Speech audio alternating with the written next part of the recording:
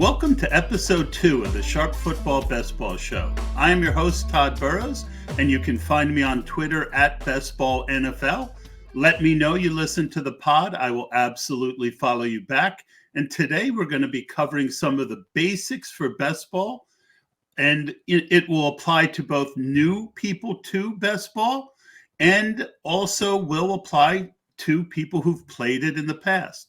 My special guest is TJ Hernandez of 4for4 Football. TJ is an amazing follow at Twitter on TJ at TJ Hernandez, and he's one of my favorite analysts for daily fantasy and brings tremendous research to everything he does. And I'm excited to bring him in on once we get going. But please, if you would be so kind, and if you enjoy the podcast, if you would rate and review it and say you enjoyed the Best Ball Show, that would be very much appreciated.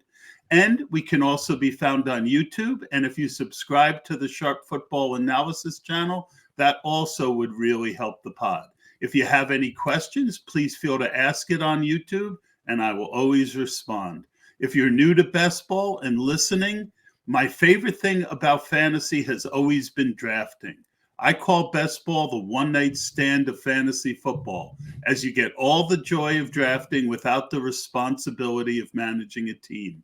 Last year, I drafted about 600 teams and enjoyed every minute of it. And I look forward to sharing, as we move forward this season, my knowledge, and hope that you also will start caring about best ball and getting into some of these great tournaments. And now I want to bring in TJ. TJ, how you been? And what is going on over at 4for4 as it relates to best ball? Todd, what's going on, buddy? I've been great. Easing back into these best ball streets since that's what we're talking about today. But been enjoying the off season and just getting ready for the NFL draft. Over at 4for4, as it relates to best ball, we've been working on obviously a lot of the player movement since free agency, how that's relating to best ball.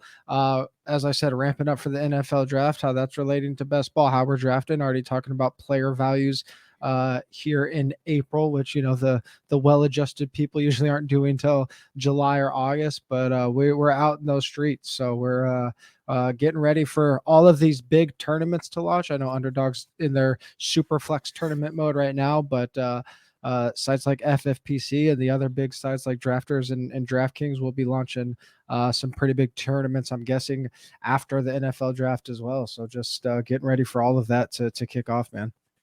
Yeah, the regular FFPC tournament, the early one has about 80 people left in it, and they sold out their Superflex at $35, and they have launched their full one. So you can take advantage of that early if you are a sick pup.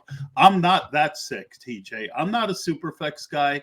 I don't like messing with more ADPs.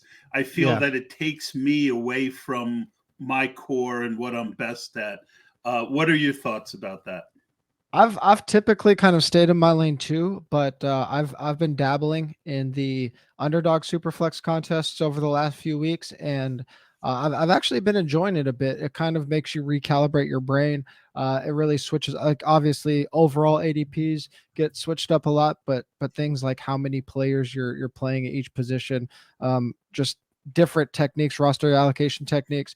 It really forces you to kind of go back to the basics, which I think when we're caught in our little Twitter bubble and we're getting so much information thrown at us, it could be easy to get caught in the nuance and kind of forget those fundamentals. So it does bring you back a little bit to those fundamentals. So I think playing those over the last few weeks will probably I don't think it'll hurt my game in there's traditional best ball drafts, but I mean those super flex are still best ball in general is still niche. So super flex best ball is the niche of the niche. So most people are still going to be focused on these traditional leagues, I think. Yeah, I'm going to have to bring someone on for best superflex strategy at some point, because I need to learn if I'm going to dabble. I don't like not having edges. And you would think For with sure. even less information out there, TJ, there could be some real edges in Superflex to find. I think gaming in general, whether it be fantasy sports, DFS, prop sites like Underdog, who has best ball, and Prize Picks, it's going to be more and more about finding these edges, whether it be a niche game or a niche sport. I think that's where, in the long term, a lot of the money is going to be made. So I do think it's going to be valuable to start dipping your toe into things like different sports, different games that people just haven't put a lot of work into yet. Yep. All right. So let's get into the basics of Yeah. standard 18 round. It used to be MFL 10. There were 20 Mhm. rounds, but you would draft defenses. Yep. There's been almost 10 years of study on the 18 round drafts. Mhm. It's certainly roster construction is the thing that I've seen more articles on than any other subject. How do you view basic roster construction in 18 rounds drafts as the ones that we find on Underdog? Yeah, and Underdog, I think it's worth noting, is a half PPR site. So compared to sites like DraftKings or FFPC, which are full PPR, and FFPC throwing tight end premium into the mix, which muddies things up even more. We're talking about half PPR on Underdog 18 round leagues, and I think this is we're talking elementary concepts here, which again I think it's really important to cover these fundamentals. This is really the skeleton, the backbone of how successful you're going to be at um, at best ball on Underdog specifically. And like anything, if you don't have your fundamentals down, it's going to bleed into how good you are at these more advanced things like advanced roster construction, how that fits into your overall plan, how you build a player portfolio. So I just kind of think of roster construction as or positional allocation. When positional allocation is kind of like the range of how many players you spend in each position, roster construction, how all those things fit together. So we'll use those interchangeably, but that's usually how I define them. But I think it gives us a really good framework of how we should be thinking about our drafts. If we're coming away from drafts with more than three quarterbacks, more than three tight ends, or less than two at either position, and then at running back, if you're going outside of that, the ranges vary a little bit, but for running back, I'll say that 4 to 7 range, and at wide receiver, 6 to 10 range. We have some extreme builds in there, but that's really where we should be fitting our builds into. If you're outside of those, almost ever, you're probably doing something wrong, and you should at least understand the whys of why we're drafting that way. Yeah, I agree. I've always compared basic roster construction to guardrails on a Yeah. highway. Sure. With 2 to 3 quarterbacks, 5 to 6 running backs, 7 to 9 wide Mhm. receivers, and 2 to 3 tight ends being within the guardrails. And if you're going to be outside of that guardrail, like you mentioned, 4 running backs, I mean, Yeah. Justin Herzig did take down BB1 with that strategy. Mhm. I think the further you get from the guardrails, the more you have to have researched why you're doing it Yeah. and have a plan for it. So, like with Justin, his 4 running back, he was pretty much done taking running backs around round 8 to 10. And he had a lot of equity in the first 3 to 4 round running backs. And his theory was if I draft 150 teams and 100 of them have the 4 running backs, some of them are going to stay healthy, and that's going to give me an edge on the field. Your thoughts on the guardrail analogy and how it ties into everything we've talked about so far? I actually think it's perfect because if we talk about the um, kind of the structure that you laid out, a little tighter than the range I mentioned, that 5 to 6 running back range, 7 to 9 wide receiver range. We'll talk about those two positions because if you're going outside of 2 to 3 quarterbacks or tight ends, almost ever, it's just probably going to be very bad. But if you're talking about the highway or the freeway, you want to stay in those 3-4 lanes, and if you're ever going outside of that, if you're going in the emergency lanes, it's very rare, right? You're only doing it in extreme circumstances. And I think with these extreme roster constructions, like a 4 running back, like hyper fragile build or something like that, or a 0 running back build where maybe you'll get into like a 7 running back build because you don't take a running back till the 8th or 9th round. I think people can really get intrigued by those. Those are the type of roster constructions that are going to get a lot of clicks, right? Zero RB is just always going to be a very clicky thing to talk about. And because of that, it's going to get a lot of ink, and people are going to maybe overestimate how often they need to be doing those things. I'm still kind of working through some of the data in Best Ball Mania 3, but going back to last year, Best Ball Mania 1, Best Ball Mania 2 data going into Best Ball Mania 3, I mean, barely 1% of teams were using zero running back, for example. And even though it can have a very high hit rate, very high success rate, you still don't need to be using it in something like 20% of your drafts. If you're using it in, say, 5 to 10% of your drafts, you're still doing it well more often than the field. So if you're using a profitable extreme strategy, you still don't need to be doing it that often. To be doing it more than the field. It's very similar to like a DFS concept where you're thinking about how can we be higher or lower than the field. It's not that hard to do that with extreme roster construction. So we really should be almost always fitting into these 2 to 3 quarterbacks, 5 to 6 running backs, 7 to 9 wide receivers, 2 to 3 tight end ranges.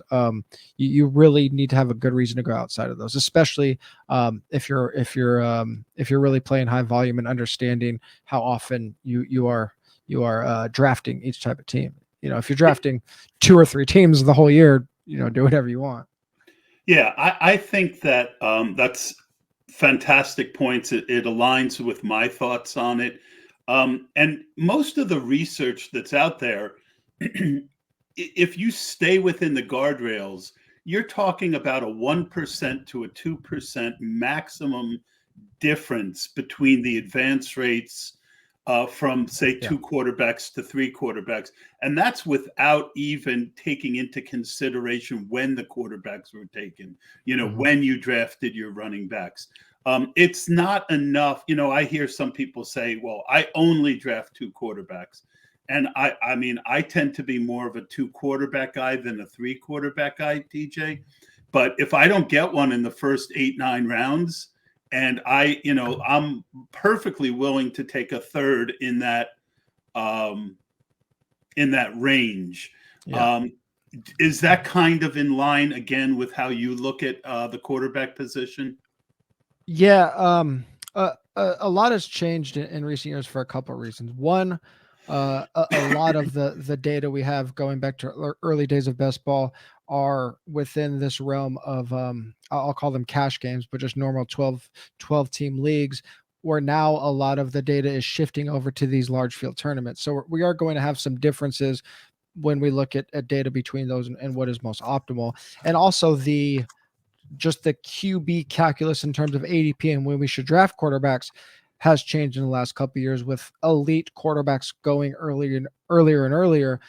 5 years ago, it was you could wait forever on a quarterback. Now the difference, the drop off between the top 7 or 8 quarterbacks in the field is tremendous compared to what it used to be, and ADPs are accounting for that. But to your question, yeah, two quarterbacks has typically been where I lean, because there is just such a clear advantage when it comes to winning a 12-team league or things like advancing to the second round of large field tournaments. Getting as many teams as possible into that dance, so to speak, is really important. And the reason we kind of stick to this 2 to 3 quarterback range is it has a lot to do with filling out that flex position, right? We want to maximize our opportunities to get big points in that flex position. And if you're going outside of this 3 quarterback range, less running backs, less wide receivers, and to a lesser extent, fewer tight ends to fill that flex spot. I think I don't have the data in front of me. I think running backs and wide receivers are filling out the flex, and let's just say best ball mania, like something like 90-ish% of the time. So you want more opportunities for those guys to hit, right? For you to have 3 stud running backs filling out your spots. If you take a 4th quarterback, you're minimizing those opportunities. But for the 2 to 3 quarterback discussion, with any position, it comes down to draft capital, right? The earlier you're investing in a position, for the most part, the less players at that position you're going to need, especially if we're getting these super elite Josh Allen, Jalen Hurts types. Whereas if you are waiting or missing for whatever reason on those early guys, 3 makes more sense. And I think for people to say, I only ever take 2 quarterbacks, that's really short-sighted and probably a really big error, because every draft is going to be really different. You're not going to control a lot of things. You're not going to control where you're drafting your draft selection, whether 1 through 12, and you're not going to control what other drafters are doing. There's drafts where the other 11 players in your league are just going to go crazy at quarterback. And if you're not adjusting to that, then you're making a big mistake, right? If they're taking these top 9 guys way earlier than you want, you should probably come away with a 3 quarterback draft. And another consideration is stacking. I won't get into it too much here, but Mike Leone over at ETR has already put out some work on stacking from Best Ball Mania 3, and discussed how there might be some upside, stacking upside late in these tournament rounds to having 3 quarterbacks. We've seen 2 of the last 3 Best Ball Mania tournament winners use a 3 quarterback strategy. But from a expected value, 12 team advance rate standpoint, 2 quarterback is pretty dominant. I don't know if I'm like necessarily 75% 2 quarterback, but maybe like 60-40, 65-35. I think that's where I was right in line with I am. Yeah, that's where I was at last year. I think I was 60, 64, something like that, 64% 2 quarterback. Yeah, that's almost exactly. So one of the big mistakes I do see people make with basic roster construction is if and it's going to be exacerbated this year, because where in the past you could get a top 3 or 4 quarterback anywhere from round 3 to round 5. Now those guys are going at the end of the 2nd, early 3rd round. To me, if I take a stud quarterback in a 18-round draft, I am not taking a 3rd. And it's kind of that old DFS thought, where if the way you have to play each lineup is if that lineup succeeds, right? In other words, if I take equity on Josh Allen in the 2nd round, I'm building that team as if Josh Allen is healthy and having a good year, because if I spend a 2nd or 3rd round pick on him, I need him to have a good year. Would you agree with that? Yeah, again, especially at the onesie positions, and I'll just kind of use quarterback and tight end for the same example here. If you are spending a top 3 round pick on those guys, not only are you expecting them to have a good year, you're expecting them to use them in most of your weeks. And when I say use them, obviously these best ball lineups are optimized every single week. So the contribution from those players should almost exclusively be happening from those guys. If you're drafting and again, if we're talking about these large field tournaments, if you're drafting a Josh Allen, as you said, and he's only contributing the points, 45-50% of the time, while your quarterback 2, or if you, I think mistakenly take a quarterback 3, are contributing more. Not only are you kind of playing it safe for no reason, but that team is probably already dead in the water in the tournament anyway, right? So like, what are you really? You're not really accomplishing much by drafting elite at a onesie position, the onesies being the quarterback and the tight ends, and then playing it safe by getting a 3rd guy. Playing it safe is just never going to work out in any type of large field, top heavy payout structure, whether it be best ball or DFS or any other type of big tournament. Yeah, and I've had people go the other direction on me and say, well, since I need Josh Allen or Travis Kelce to have a big year, I'm going to stop at 1. And the numbers are, just don't bear that out that I've seen. Have you seen anything different? I haven't seen anything different with one quarterback or 1 tight end, because even though we don't necessarily want to go like Josh Allen and the 3 quarterbacks, or Travis Kelce and then 3 tight ends, what that 2nd quarterback is, or the 2nd onesie position is going to have the opportunity for us to do, is give us a chance to be different in let's just say the final round, the week 17, the championship round of the draft, right? If we are of the tournament, I'm sorry. If Josh Allen goes absolutely nuclear all year, and we're going up against, last year there was 470 finals teams. If we're going up against, 250 other Josh Allen teams, just say he runs super pure in the playoffs too, I mean, how is your team going to be that much different than the other Josh Allen teams? Well, one easy way to do it is if you have, I don't know, a Ryan Tannehill who goes off in week 17 and they just have a different QB2, right? We're not all going to have the same QB2. So if we're thinking about how to be different in those late rounds, that second quarterback or second tight end could be the difference in the championship week. So, yeah, you're not really giving yourself as many outs in those one position builds. Yeah, I'm always against just taking one. It doesn't make sense. I mean, I did a I pretty in-depth study this year of floor in best ball, and even there were only like 5, 6 guys who gave you 90% or better usable weeks, Yeah. right? I will. Oh, sorry. Were you going to say more? No, go ahead.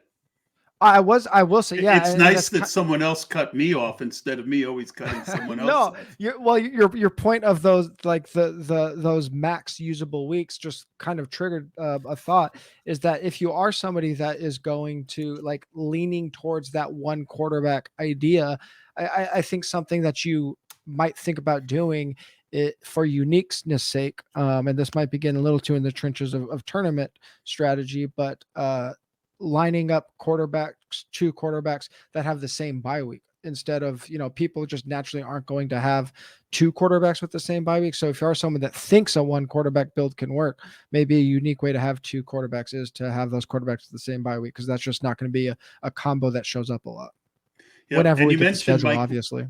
you mentioned Mike Leone and his article. I mean, it's fabulous stuff. Mike's going to join us on June 13th, and Nice. we're gonna get into that in great detail. And I also want to ask him, as a numbers guy, with a DFS background like you, we're going to focus a little bit on what does apply from DFS and Mhm. what is more challenging to apply. So I think people should keep an eye out for that. Running back seems in the NFL to be less in favor, and we're seeing the same thing in drafting. We're seeing Yeah. running backs drop way. A couple years ago, all the wide receivers went up. You mentioned quarterbacks went up big this year. There was another jump 2 years ago. And running back is the position that's falling back. Do you Mhm. think that's a mistake in a half PPR format? Um, I mean, we can only do so much. Like, ADP is going to be ADP, right? These things are typically going to be cyclical. So whether it's right or wrong for running backs to be dropping in ADP, I don't think that we're going to get a lot of value out of trying to determine that. I think it's kind of more important to understand what that means for while we are drafting, and what we can do to maximize these opportunities that are happening. I think the first thing that we could kind of do is look as to the why of these cycles. And I think one of the whys this year of why we're seeing these running back prices falling, these ADPs falling a little bit, is because we saw a lot of running back heavy builds last year, and a lot of those didn't fare well. Now, again, the champion did have two stud running backs on his team. One of them hit, Austin Eckler, for Karane's team. But what happens when we have these running back heavy years, a lot of running backs going in the first two rounds, it means that a lot of these fringe guys, these fringe running back twos, are getting pushed up in ADP, probably where they shouldn't be, because people are worried about, position scarcity and getting a starting running back, and we're getting a lot of running backs at the back end that aren't really, that are being drafted higher than they should be. When those teams don't hit, then it's kind of a tidal wave of everybody saying, I don't want these running backs. So how can we take advantage of these things? Well, if ADP kind of holds like it does now, and running backs are much cheaper than they haven't been in recent years, then we can take advantage of some of the public perceptions that have kept people from drafting in certain ways. Something that comes to mind is like the running back dead zone, right? Those rounds 3 through 6 running backs have kind of been a hard no for a lot of hardcore drafters.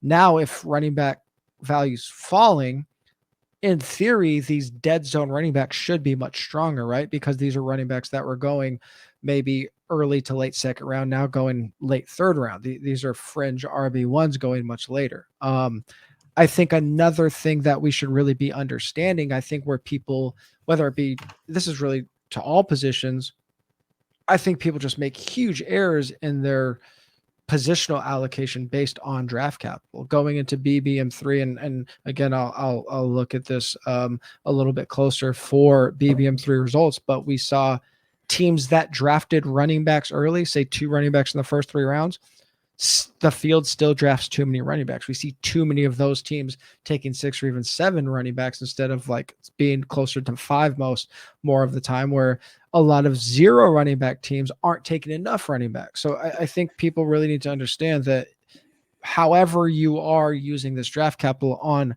these positions for this conversation running backs, that should really be forming how you are allocating resources to that position throughout the rest of the draft. I think that is just an amazing point. It's 2 core things that I thought of while you were discussing it. One is that, and this is more, we'll cover this later when we get into advanced roster construction in another pod, but you really should weight, WEIGHT, your position groups in your mind as you draft. And make sure that there's enough. Less important are the numbers than the amount of weight you put in each group. Sure. So I agree with that 100%. The other thing is, you were talking about dead zone running backs. The reason they were so bad is because the top tier wide receivers dropped off at a certain point, and you were exchanging one of those guys for a guy who was very speculative. Right. Yep. Now, for me, like recently, I did an FFPC draft where at I think it was the 9-10 turn, I took James Cook and Damian Harris, right? 2 Buffalo Bill guys. And I feel like I get a great floor from both of them at that ADP. And then if one of them gets hurt, now I might have a 3rd round running back value that I drafted at that spot. So I really do think that, taking one anchor running back in the first 3 rounds and then finding that really nice area where the wide receivers have dropped off and you've got guys with locked in roles, but some uncertainty as far as how much they're going to do. Like a Damian Harris is a guy I'm very high on right now at ADP. I think is a pretty good strategy. Thoughts on that? Well, you mentioned anchor running back, and I think it's going to vary draft to draft for me, but some form of anchor running back is a strategy that I favored last year a lot. Me too. Even what I called a superhero strategy last year, where you are drafting 2 running backs in the first couple of rounds. I do think, again, that is a very strong strategy. Again, I just think people execute these things very poorly. If you're committing to an anchor running back or a superhero running back strategy, as you said, if you are taking that strategy, if it does fall into your draft, you really need to be committing to it, right? So I think people made errors, let's say last year, even the year before, is taking like a Derrick Henry and then getting to round 4 or 5 and taking a running back that maybe you could get the same value in rounds 7 or 8. So again, and that's even more so in these superhero builds where you're taking 2 in the first couple of rounds. I think you really do need to commit to some of these strategies if you are going to implement them. And I think a lot of people fail to really do that. Again, going back to this perception of safety in your drafts, where you're not really creating safety. All you're really doing is creating these mediocre flat lineups that aren't giving you these big spikes that we're really looking for in these large field tournaments. Yeah. And, just for example, to build on what TJ was saying, which is just an amazing point. I do all different kinds of drafts, but if I take a running back in the first and second round, immediately the thought that goes in my head is I don't want to take another running back till about the 10th round. Sure. right? Because I want, this team is built on the assumption that those two guys are going to be healthy and are going to have a good year, right? Yeah. And So I want some upside running backs late and there's a very good chance I will stop at 5 on that team. So that was TJ's other big point is depending on how much equity you have early should affect, well, if you're a 5 or 6 running back guy. If I take 2 early, I'm definitely stopping at 5. Did I get that right, TJ? yeah, absolutely. And I just kind of thought of while you were saying that is that now we have 3 years of large field tournament data from Underdog specifically, and obviously the sizes of the tournaments are different, but you're going to see a lot of analysis this offseason from BBM3 and from the lineup that won it all. We have, as the data set grows, I think we should be looking at the full data set of these large field tournaments because they haven't been around for that long, and looking for trends that are persisting throughout the tournaments. Again, obviously we aren't going to be able to control things like this year's ADP, but where can we find these trends, trend lines, these things that go through the tournaments? And I think looking at things like you said, like these anchor running back approaches, if we see data that is consistent throughout all 3 tournaments, really focusing, and I'm not saying that is, I'm just using it as an example, but really understanding that those are the things that we should be honing in on, not necessarily like, should I be taking a running back in the 4th round or not? Because again, those things are going to be pretty fluid from year to year. Yeah. So let's move over to wide receiver. I think wide receiver prices have gone up. You certainly need to account for the difference on Underdog where you have to start 3 wide receivers each week. Yes. And then you want, the ability of a wide receiver to go off for your flex, especially in the tournament. But the biggest thing is with quarterback pricing also going up, it makes it harder to stack quarterbacks with their first option. And I was just, the big question is how much value are you willing to give up for a stack with the first option and even beyond that? I'd like your thoughts because I see people reaching sometimes 2-3 rounds to get their stack.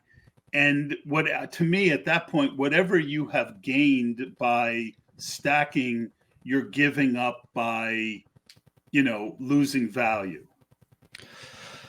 Yeah. I mean, this is a really dense topic, stacking. I did a series called the Best Ball Mania Bible last year, and this was its own piece of the 6-piece series, just stacking alone, thousands of words on it. It could be its own podcast.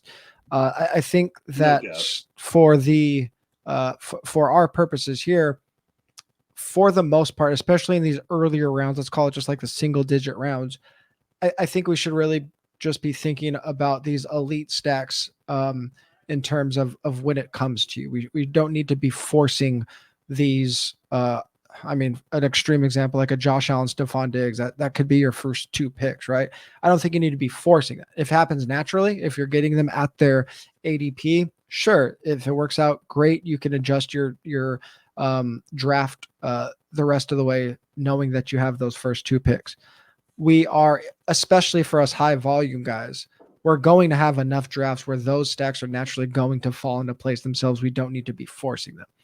We also need to be thinking about what we are really accomplishing with stacking, not just stacking elite guys together, which is going to cost you a lot of equity, but are you game stacking? Are you team stacking? Are you stacking for week 17? And you can accomplish a lot of these things in the later rounds. I think people get too caught up in the elite stacks. Let's stick with a Stephon Diggs and a Josh Allen.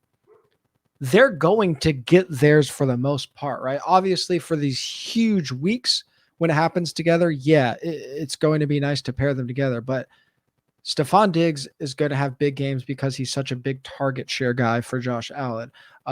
Even if Josh Allen isn't the QB1 by a mile in a given week, Stephon Diggs can be the wide receiver one. Josh Allen's going to get a lot of big weeks because he does so much through the air and on the ground that he's going to get his without Stephon Diggs. It's these ancillary players that really get brought along with their quarterback, right? The wide receiver 3, the tight end that isn't getting 100 targets. When Josh Allen blows up, those guys are going to get elevated the most. Not only are they going to get elevated more than they would when Josh Allen has big weeks, but when we get into those later weeks, those are going to be the difference makers. Like, a lot of teams are going to have Josh Allen and Stephon Diggs together in the finals if they blow up all year. How many of those teams are going to have Khalil Shakir on their team? For example, one of my teams would. I love Khalil Shakir. I think he's a baller. Sure. But just an example, like fewer teams than absolutely teams, right? And if you've got the 3 of them together, mm-hmm. then Zandamir, a very good DFS player, talks about in DFS, if you add that third piece to the stack, you might go from 17% ownership on a stack down to 2% just by putting in a third piece. Yeah, and another thing that getting these late stacks is going to do is most players are going to be, let's say, with that are being drafted in the 13th round or higher, maybe even 14th round or higher. Most of those players are going to be on 100% of rosters, right? If you're stacking late, what it's going to do, it's going to give you some players that aren't on 100% of rosters. So just sticking with the Bills, if you're taking their wide receiver 4 at the end of drafts, that player isn't going to be on every single team. So it's going to give you some kind of an ownership edge. So I think people, those elite stacks are nice when they fall naturally, but value, this is still fantasy football. We still want closing line value. We still want to be getting players after their ADP, not ahead of their ADP, as much as possible. All right, let's move over to player exposure. It's not talked about nearly as much as roster construction, and we certainly won't get to it as much on this podcast either. But a lot of guys are willing to have 40 to 50% ownership on certain players, even early round picks. Personally, I think that while it's true, some of, what I always get told is, well, no risk it, no biscuit, right? But to me, there's a certain amount of recklessness. And I feel like, and I want to show you something. I'm going to share my screen. And if producer Eddie would arrange this so that, where is it? And of course, here it is. Can you see that, TJ? Yep, I can see it now. All right. So basically what this is you see average advance rate 17%. And then underneath it, you see 2022, you see some names: Javonte Williams, DeAndre Swift, Trey Lance, Kyle Pitts. These are the lowest advance rates, right? Mm-hmm. So Javonte Williams, second round, injured. Swift, early second round, underperformed, but a lot of it was because of an injury. Trey Lance was injured, and he was going early for quarterbacks. Kyle Pitts, only 10 games, and he also underperformed. The year before, second round, 4% for Calvin Ridley, injured. Travis Etienne, 5% injured. Cam Akers, 5% injured. I think the biggest difference, TJ, between best ball and DFS when it comes to player ownership is DFS, going into the week who's pretty healthy and who isn't. And the chance of injury is pretty much even for everyone. When you are looking at best ball, if you're building over a 5-month period, 100 lineups, there's going to be injuries that happen in training camp. And if you've got 40, 50% of a second round guy, you've pretty much tanked your season. So I have a pretty strict 15% rule for the first 2 rounds and about 25, maybe I'll go a little higher than that in the other rounds. What's your thoughts on those analogies? And the effect of injuries on best ball versus season long in DFS. Yeah, I mean, obviously, when it comes to injuries, like you said, DFS, the extreme, we might have one or two guys that are really relevant that we're watching up until kickoff for injuries. Whereas in best ball, if we're starting now and drafting till August, the number of injuries is potential injuries is just astronomical from now until week 17 of the season, the end of the season.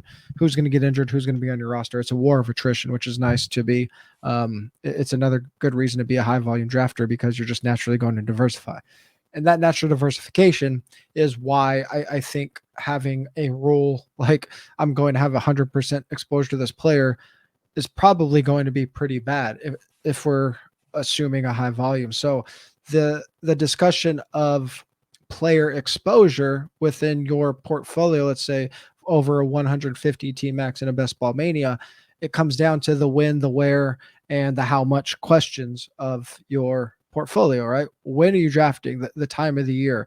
If you're drafting from April through August, ADPs are going to change. Your drafts are going to change. So naturally, when you're getting these players should change. If you're automatically trying to target a player in every draft, you're probably ignoring draft value. You're probably ignoring the ebb and flows of your own draft and of just the overall draft flows of that season.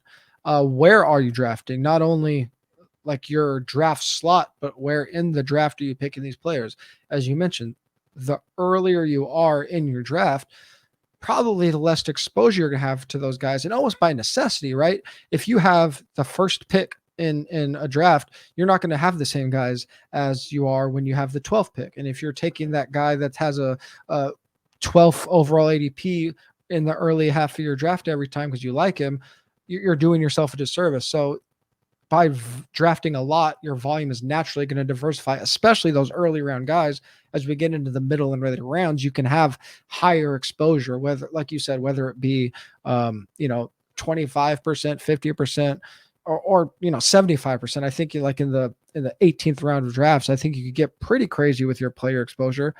And that gets into the how much you're drafting, your volume. If you're drafting high volume, you're just naturally going to get a diversified pool of players. We should still do our homework. We should still limit our player pool. There's still guys that I'm only going to take when they're falling well below ADP. And there's guys that I will be more willing to reach for at specific times, but you're never like going 2 rounds outside of these ranges, because over the course of the entire summer, these things are going to flow. You're going to be able to get them at a value, or you're going to be able to get them now and not have to take them when you're reaching for them later in the summer. So thinking about the when, thinking about the where, thinking about the how should kind of naturally set up these diversifications for you.